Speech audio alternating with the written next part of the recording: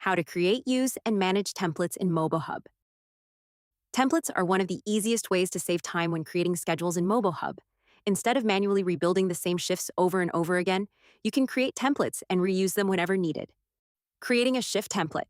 To create a shift template, we'll first enter a schedule that already has users assigned.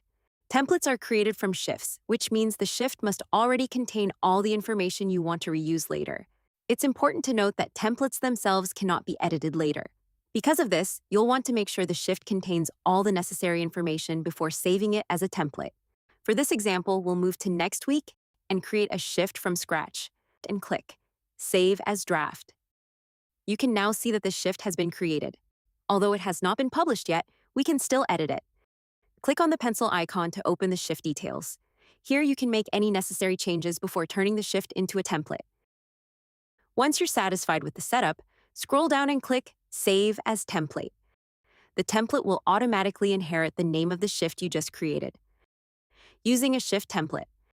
Now let's see how to use the shift template we just created.